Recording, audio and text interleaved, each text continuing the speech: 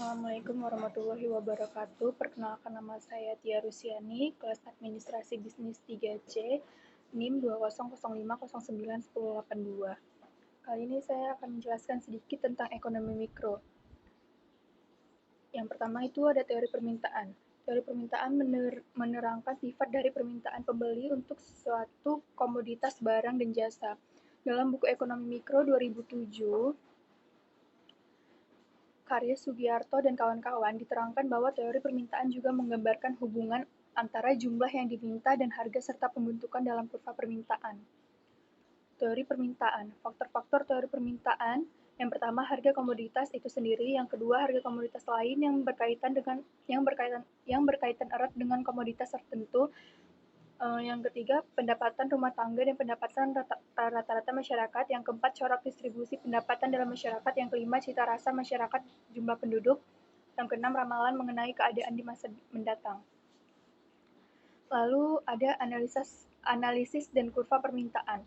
Posma Sariguna, JK, dalam modul Ekonomi Mikro, Pasar 2017, menerangkan dalam melakukan analisis permintaan terdapat beberapa pengertian mengenai permintaan dan jumlah komoditas yang diminta, yaitu A. Definisi dan jenisnya. Permintaan adalah jumlah barang atau jasa yang ingin dibeli konsumen pada tingkat harga selama periode tertentu. B. Jumlah yang diminta adalah jumlah yang diminta. Jumlah yang diminta adalah jumlah barang atau jasa yang ingin dibeli konsumen pada tingkat harga tertentu. Jumlah ini mungkin tidak sama dengan jumlah yang benar-benar dibeli. Kurva permintaan adalah grafik yang menggambarkan hubungan antara seharga suatu barang dengan jumlah permintaan.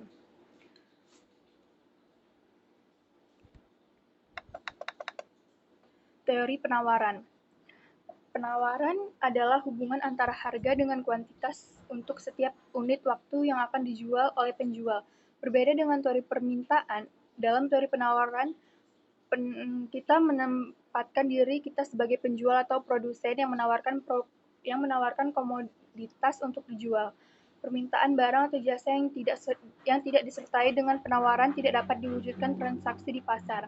Permintaan akan terpenuhi jika penjual menyediakan barang atau jasa yang diperlukan.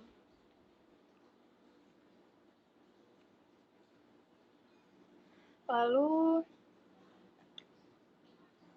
menurut Vincent Gaspers dalam bukunya Ekonomi Manajerial tahun 1996 menjelaskan faktor yang memengaruhi teori penawaran, di antaranya yang pertama, harga dari produk yang ditawarkan. Yang kedua, harga dari input yang digunakan untuk memproduksi produk tersebut atau biaya produksi. Yang ketiga, harga komoditas-komoditas lain. Banyaknya perusahaan yang memproduksi produk sejenis yang ditawarkan.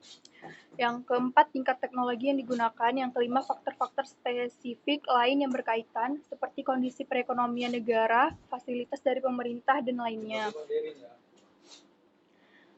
Perubahan penawaran. Kurva penawaran adalah tempat untuk menunjukkan jumlah maksimal yang ditawarkan.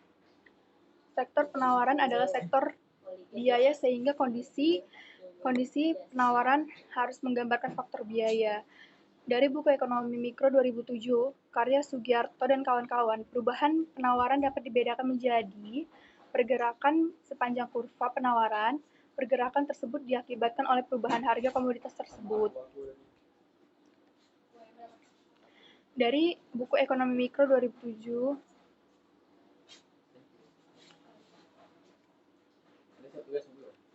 karya Sugiarto dan kawan-kawan, perubahan penawaran dapat dibedakan menjadi yang pertama, pergerakan sepanjang kurva penawaran. Yang kedua, pergerakan tersebut diakibatkan oleh perubahan harga komoditas tersebut. Teori harga. Teori harga atau price theory adalah teori yang menjelaskan bagaimana harga barang di pasar terbentuk. Pada dasarnya, harga suatu barang ditentukan oleh besarnya permintaan dan penawaran atas barang tersebut. Sedangkan permintaan dan penawaran atas suatu barang ditentukan oleh banyak faktor. Sedangkan pengertian harga menurut beberapa ahli sebagai berikut. Yang pertama, menurut Ridwan Iskandar Sudayat, harga adalah tingkat pertukaran barang dengan barang lain. Lalu ada yang kedua, menurut Murthy dan John mengatakan bahwa harga merupakan satu-satunya komponen yang menghasilkan pendapatan, sedangkan unsur lainnya adalah marketing mix menunjukkan biayanya. Intervensi pasar dalam teori konvensional, ada beberapa komoditi yang tergantung pada kebijakan pemerintah.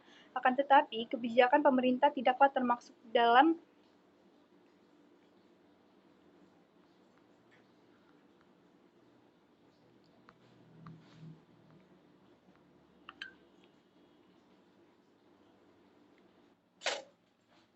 intervensi pasar dalam teori konvensional. Ada beberapa komoditi tergantung pada kebijakan pemerintah. Akan tetapi, kebijakan pemerintah tidaklah termasuk dalam kekuatan penawaran dan permintaan, melainkan merupakan salah satu dari sekian faktor yang bekerja dalam penawaran dan permintaan guna menentukan harga dan jumlah barang. Lalu ada beberapa bentuk intervensi harga oleh pemerintah yang dikeluarkan melalui undang-undang dan peraturan pemerintah. Di antaranya yang A. Penetapan harga minimum atau price floor, bertujuan melindungi produsen. Harga minimum ini tentu harus lebih tinggi dari harga pasar. Dalam melakukan intervensi ini, pemerintah harus mengikuti mekanisme penawaran dan permintaan pasar. Yang B. Penetapan harga atau upah maksimum atau price ceiling. Jika price floor bersifat pro produsen, price ceiling atau harga maksimum yang rendah dari harga bersifat pro konsumen. Yang C. Price fixing, penetapan harga dipacu untuk komoditi tertentu. Untuk bisa menetapkan harga suatu komoditi, produsen harus mempunyai 17 market power. Pemerintah biasanya tidak bisa dikendalikan oleh regulator. Oleh karena itu, dalam mengubah harga suatu barang, pemerintah harus menggunakan sisi penawaran. Faktor-faktor yang mempengaruhi harga, ketentuan harga dalam Islam diantaranya yang pertama, kenaikan harga sebenarnya. Yang kedua, kenaikan harga buatan. Kenaikan harga buatan ini bisa terjadi karena pasar pengusaha serakah, ada para pengusaha atau pedagang yang sengaja menimbun. Yang ketiga, kenaikan harga kebutuhan pokok. Suatu agama yang mengatur dan mengawasi makanan kita dengan maksud menjadikan manusia murni tidak akan mengabaikan kenaikan harga bahkan pangan, karena ini merupakan kebutuhan pokok orang biasa. Sebab itu hasil dari bumi harus dijual di pasar sedemikian rupa, sehingga ia dapat dibeli dengan harga murah. Yang keempat, harga monopoli. Monopoli adalah upaya perusahaan atau kelompok perusahaan yang relatif besar dan memiliki posisi dominan untuk mengatur atau meningkatkan kontrol terhadap pasar dengan cara berbagai praktek anti-kompetitif seperti penetapan harga yang mematikan dan persaingan yang tertutup. Peranan pemerintah dalam penetapan harga. Yang pertama, regulasi harga. Regulasi harga adalah pengaturan terhadap harga-harga barang yang dilakukan oleh pemerintah. Regulasi ini bertujuan untuk memelihara kejujuran dan kemungkinan penduduk bisa memenuhi kebutuhan pokoknya. Yang kedua, investasi harga. Dalam Islam, kebebasan ekonomi tersebut juga berarti bahwa harga dalam pandangan Imam Yahya bin Umar ditentukan oleh kekuatan pasar, yakni kekuatan penawaran atau supply dan permintaan atau demand. Namun, ia menambahkan bahwa mekanisme harga itu harus tunduk pada kaidah-kaidah. Di antara kaidah-kaidah tersebut adalah pemerintah berhak untuk melakukan investasi pasar ketika terjadi tindakan sewenang-wenang dalam pasar yang tidak menimbulkan kemudaratan bagi masyarakat. Lalu ada konsep stabilisasi harga dalam pandangan Islam.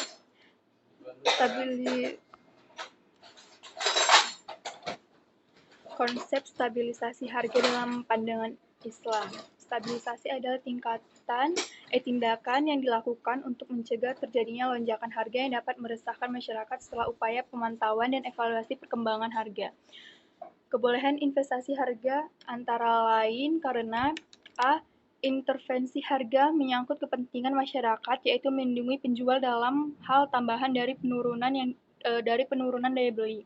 Yang B. Bila kondisi menyebabkan perlunya investasi harga, karena jika tidak dilakukan intervensi harga, penjualan kenaikan harga dengan 23 riva.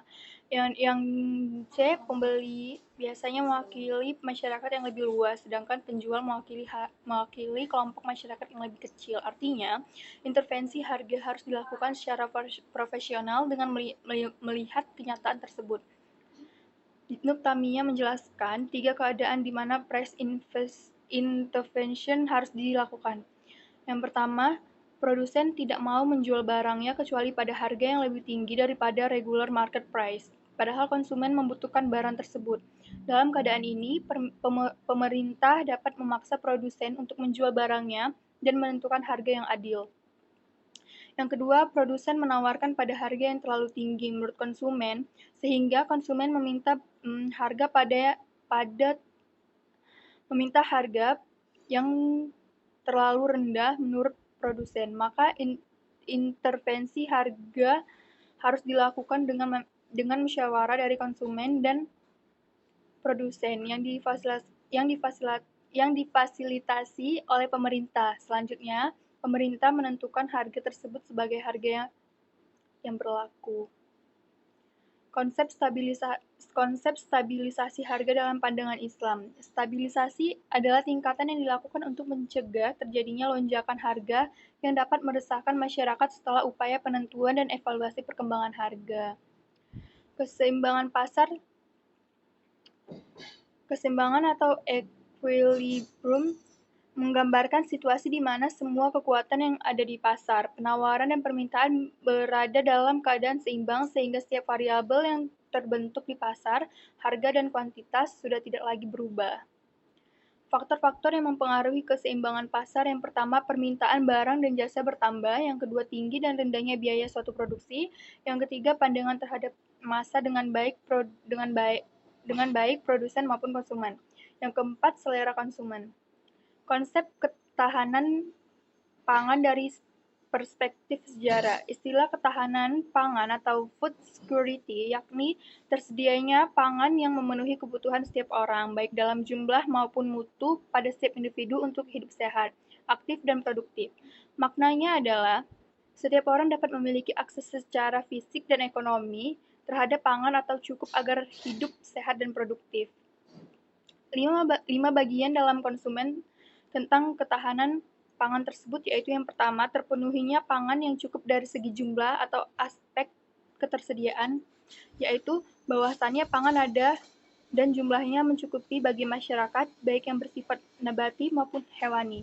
Yang kedua, terpenuhinya mutu pangan atau aspek kesehatan, healthy, yaitu bahwasannya pangan yang ada atau diadakan memenuhi standar mutu yang baik dan layak untuk dikonsumsi manusia. Yang ketiga, aman, aspek kesehatan,